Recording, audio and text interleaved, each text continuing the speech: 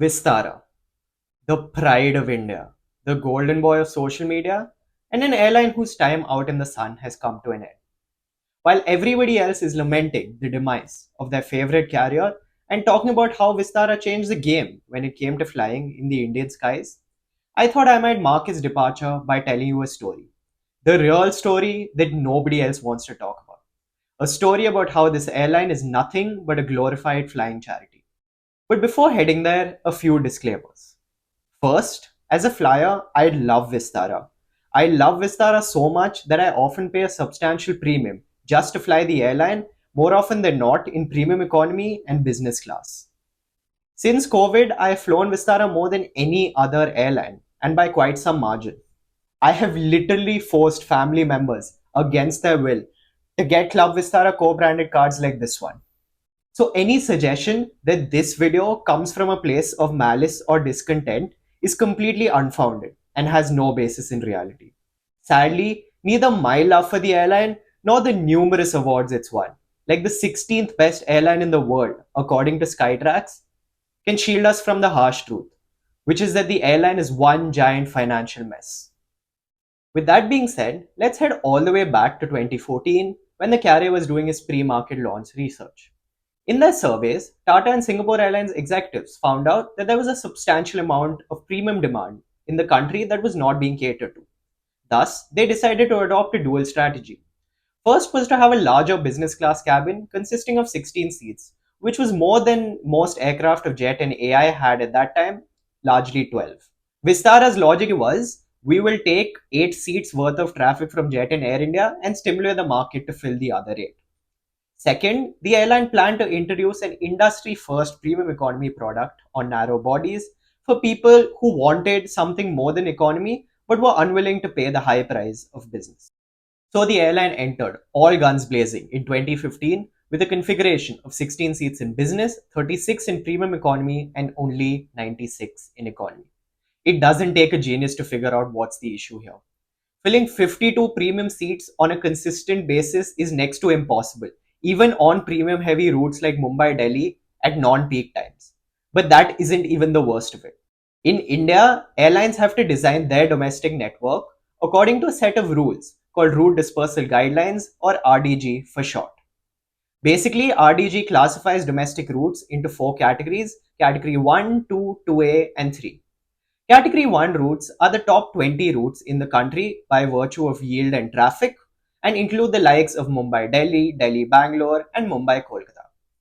Category 2 routes are those from other parts of the country to the regions of Jammu and Kashmir, Ladakh, Himachal Pradesh, Uttarakhand, the 7 northeastern states, Andaman and Nicobar Islands, Lakshadweep, and interestingly, Bagdogra Airport. So something like a Mumbai Guwahati is an example of a Category 2 route. Category 2A routes are those within the regions that I just talked about. So Guwahati Imphal, Jammu Leh are Category 2A routes. Finally, any route that hasn't been discussed till now is considered Category 3. So for example, Bangalore Chennai, Mumbai Hyderabad, etc. are example of Category 3 routes. Now airlines have to deploy their capacity as follows. 10% of the capacity flown on Category 1 routes has to be deployed on Category 2, 1% of Category 1 capacity on Category 2A, and 35% of Category 1 capacity on Category 3. So for example's sake, if an airline flies 10 times between Delhi and Bombay, the same airline will need to fly one flight between Delhi and Guwahati, one flight between Guwahati and Imphal, and 4 flights between Delhi and Bhubaneswar to be able to fulfill the requirements as per route dispersal guidelines. While the exact percentages that have to be deployed on Category 2, 2A, and 3 routes have changed as time has gone by, route dispersal guidelines as a whole has been in existence since the late 90s. If you want to read more about RDG, check an article written by Ameya Joshi that I've linked in the description. Overestimating premium demand is one thing, but entering the market with such a ludicrous configuration, fully knowing that RDG has been in existence for over 2 decades, is simply not done. Obviously, the airline had to backtrack and quickly reconfigure their aircraft, which they did to a new configuration of 8 seats in business, 24 in premium economy, and 126 in economy, which later was increased to 132. Still, 32 seats in premium cabins is far in excess for domestic routes, But let's now break down this analysis class by class. On domestic flights, business class is an absolute liability with horrendous yields, consistently requiring upgrades to fill the cabin up. And I'm not even talking about the lesser premium routes. For example, have a look at the seat maps of 4 Vistara aircraft 8 days before departure. And here are the same seat maps 3 days before departure. So, what is happening here? Well, 7 days before departure, Dear Vistara sends all its guests a wonderfully worded email offering up upgrades into this cabin. Almost like magic, within the next 2 or 3 days, this cabin fills up with desirable load factors. Highly unfortunately, though, business class is not designed to be sold at twice to thrice the price of economy, which is what the final price comes out to be when you add the initial ticket price plus the cost to upgrade. Next, coming to India's first premium economy, the results are more mixed but still largely negative. Prior to COVID, the cabin performed abysmally, but since then it has improved quite a bit for two main reasons. First, since the pandemic, Vistara has adjusted the pricing in this cabin to charge only between a 25 to 75% premium over economy, making it slightly more digestible. But secondly, and more importantly, economy pricing itself has massively increased since COVID due to the supply chain crunch and capacity constraints.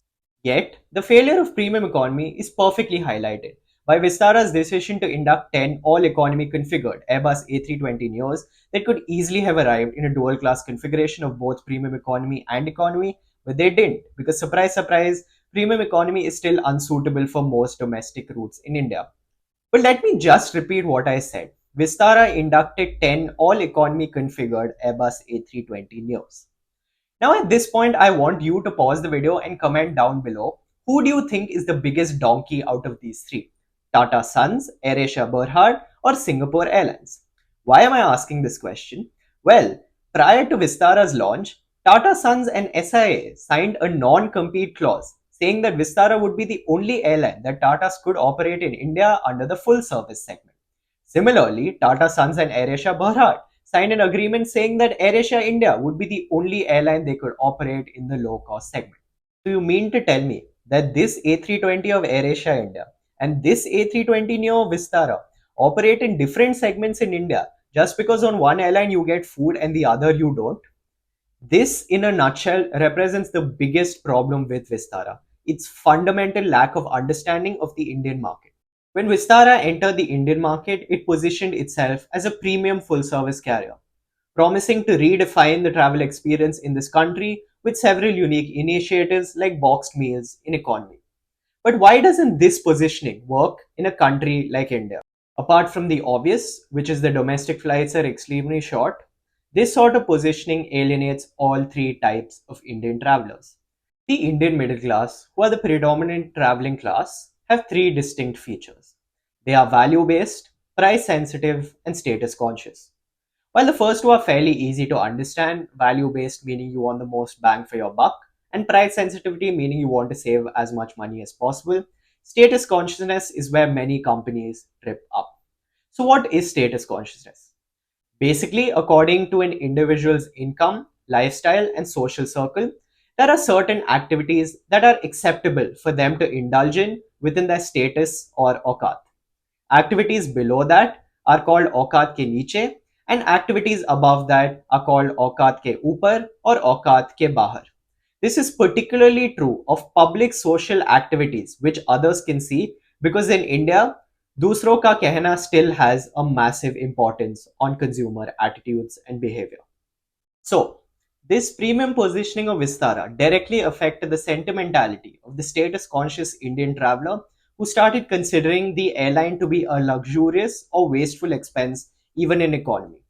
This is because the domestic standard for economy travel in India, even as back as 2015, was LCCs in general and Indigo in particular. Thus, anything above and over that was considered an Aukat ke Bahar or Aukat ke Upar item.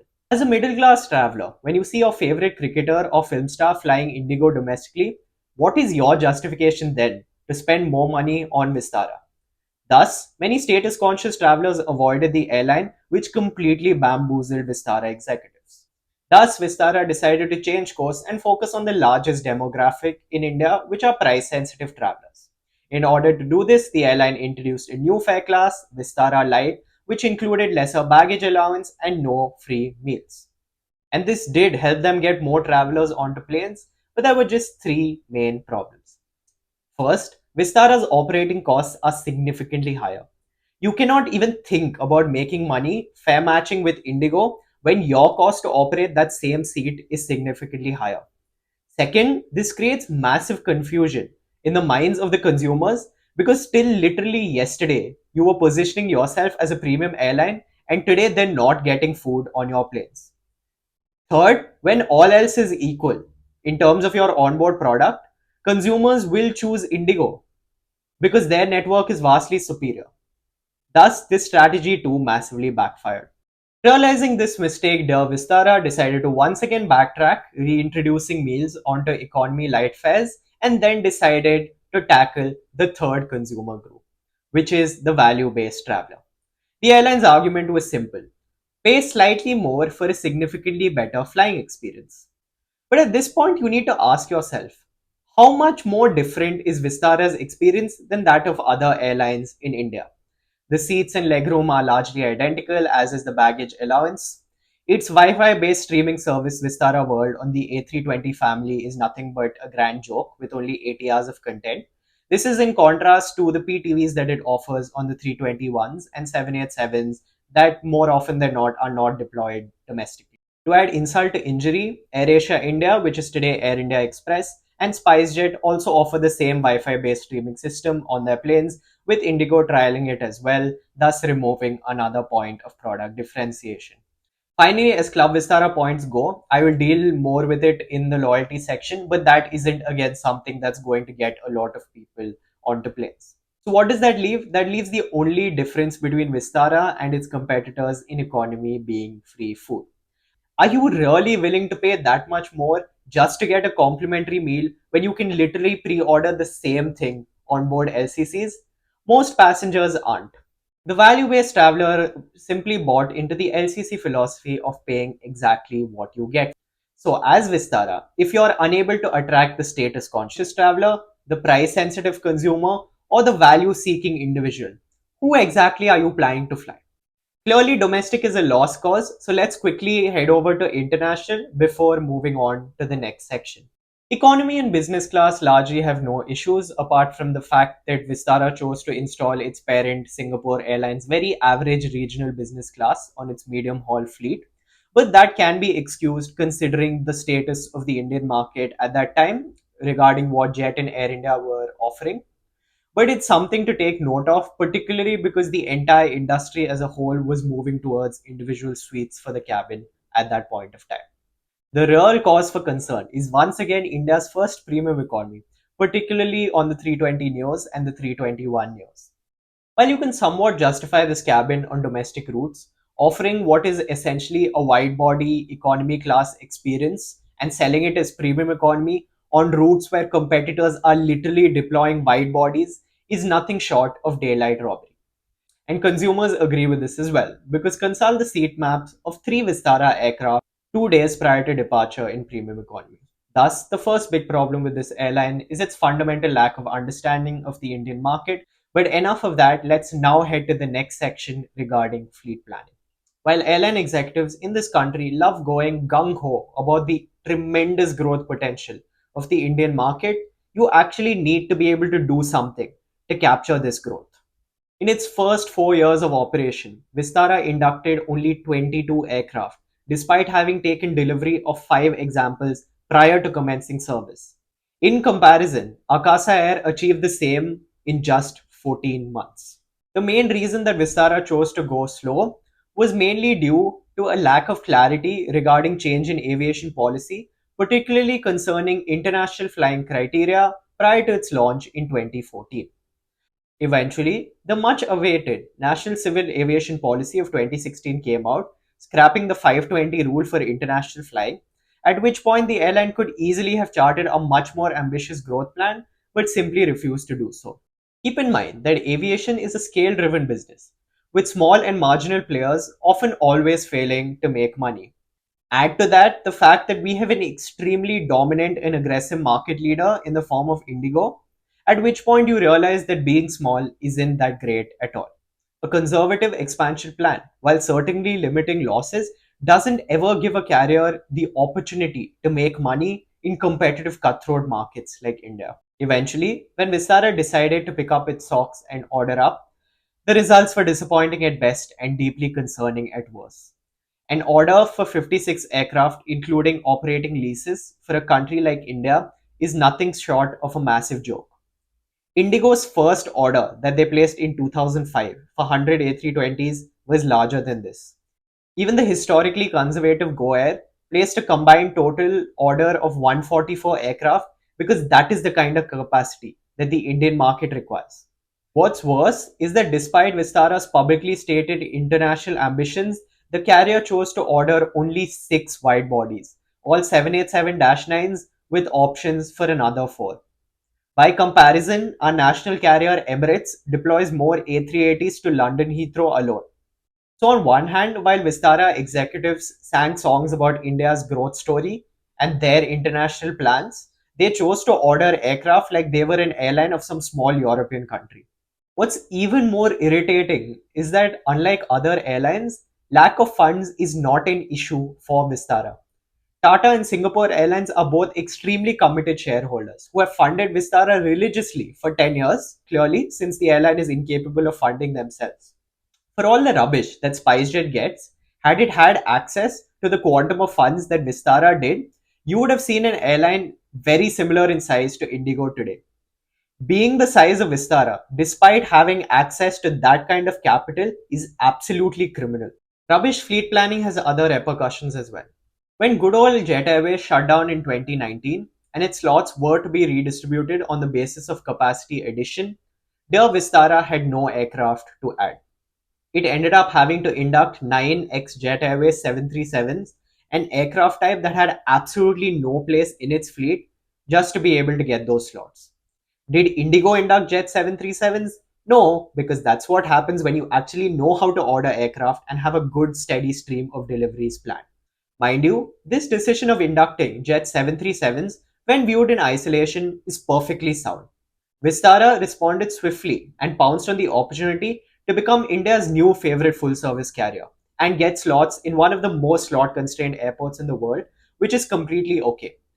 But when you realize that this 737 induction was a result of poor fleet planning in the past, one becomes less and less forgiving. Thus, for about 3 to 4 years, between the size of 30 and 50 aircraft, Vistara had a total of 3 main types: the 737NG, the A320 family, and the 787 Dreamliners, with a plethora of subtypes. It was like a buffet spread. You had 1 class aircraft, 2 class aircraft, 3 class aircraft, and I don't need to re emphasize the impact that this has on operating costs. This fleet discussion leads us perfectly to the next segment, which is network planning. Network planning at Vistara, while being slightly better than the previous 2 divisions, is still nothing to write home about. Given the hand they were dealt, the present network is fairly decent, but network planning too has dropped the ball on 2 glaring occasions. Do you remember those wonderful single class A320 Neos that I talked about before?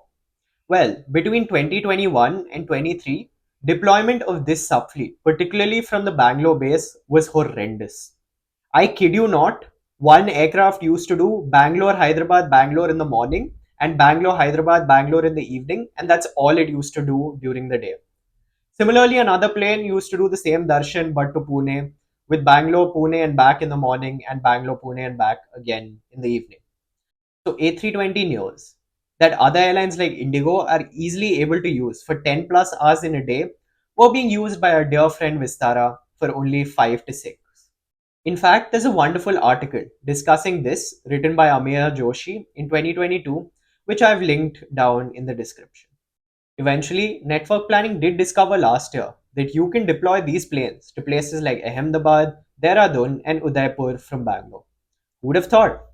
Sadly, before that, these aircraft spent a considerable amount of time basking in the glorious Bangalore sun, joining their fellow A320 Neos from Go Air and Indigo, except those had been grounded due to Pratt& Whitney engine issues. Continuing with the theme of sunbathing at Bangalore Airport were Vistara's Dreamliners. During COVID, Boeing had severe delivery delays for this aircraft type, and Vistara had only inducted 2. The airline said that they wanted to fly the plane all over the world, including the United States of America, but couldn't because they didn't have aircraft. Completely different story that you have ordered just six, and even the aircraft that you have ordered are not configured with a crew rest, so they can't fly to North America. But oh well, it's never Vistara's fault, is it? So, in order to compensate for the shortfall, Vistara decided to lease a grand total of, wait for it, one extra Dreamliner VTTSQ from the open leasing market. Then finally, when they started getting their other Dreamliners in 2023-24, one example was permanently stationed in Bangalore airport doing nothing but operating the odd flight to Chennai that wasn't even a revenue service for pilot training. So for a full year, this expensive equipment that you literally said you did not have enough of 24 months ago was doing nothing and earning zero revenue because you don't know how to deploy it. I know I'll get a lot of flack for saying this, but network planning in this country, with limited exception, has largely been lazy, conservative, and uninspiring. Vistara's glorious international network that they talk about so much is nothing but Jet Airways' old international network, except they've replaced Amsterdam with Frankfurt in Europe. In fact, the second Vistara's network planning decided to become a bit bold and launch flights like Mumbai Mauritius and Delhi Denpasar, they finally found out what to do with this last Dreamliner that was parked in Bangalore, which is eventually sent on the Delhi Bali service. In hindsight, it's probably a good idea that Vistara didn't order so many aircraft, considering their network planning takes their own sweet time to deploy them after delivery. Finally, let's talk about everyone's favorite subject, loyalty. I always maintain that Club Vistara can never be the worst frequent flyer program in India because flying returns will always be worse, but boy, did they give it a great go. Now, before heading into this section, let me make one thing clear. The program has certain great aspects and is 100% profitable. So, if it's making money, then what is the problem? Well, that is in its inherent design. Loyalty programs in the 21st century are so used to sleeping with banks that they've forgotten their entire core purpose, which is to promote irrational consumer behavior and get them to choose your airline over another. There is not one iota in the Club Vistara program that promotes such behavior. There are broadly three types of loyalty programs: miles based, pseudo miles based, and revenue based. Miles based programs award you points or miles based on the actual distance flown. Pseudo miles based programs again offer you miles and points based on the distance flown, but this is adjusted with respect to the fare class that you booked. So, for example, the cheapest economy ticket might only earn you 50% of the miles, while a full fare economy ticket will earn you 100%. Revenue based loyalty programs offer you points based on the actual amount that you spent. So, for example, Club Vistara's base tier offers its members 8 points for every INR 100 that they spend on the airline. Most airlines have transitioned to a revenue based system, which is what Club Vistara follows. So, why is this a problem? Well, in a revenue based earning structure, you earn significantly lower number of points than in the other two. This is particularly problematic for domestic routes where ticket prices by comparison are much lower. For example, a Club Vistara base member will earn only 400 CV points if they spend 5,000 rupees on a domestic flight with the airline, which is not enough to incentivize that irrational consumer behavior. And this formed the last point of differentiation between Vistara and low cost carriers, which is clearly not enough to get consumers to switch over. But you said that most other airlines use this model, right? Well, the difference is that those airlines have a large captive existing member base. Today, only 5 million Club Vistara members are transitioning over to flying returns, which has been renamed the Maharaja Club. In comparison, Jet Privilege, prior to its transition to Intermiles, had 10 million members. If you look overseas, Emirates Skywards has 30 million frequent flyers and Qantas Frequent Flyer has 16 million loyalty members. Since loyalty continues to be a niche category in India, it is far more important for Club Vistara to actually get an established member base similar to the size of those airlines, but it could never do the same because it started from a revenue based model at the outset. But this isn't even the most problematic part of the program. The most concerning bit is actually all credit card geeks' favorite, which are the co branded credit cards of Club Vistara. In particular, the Club Vistara Access Infinite Credit Card is one of the worst cards ever conceived in the loyalty space.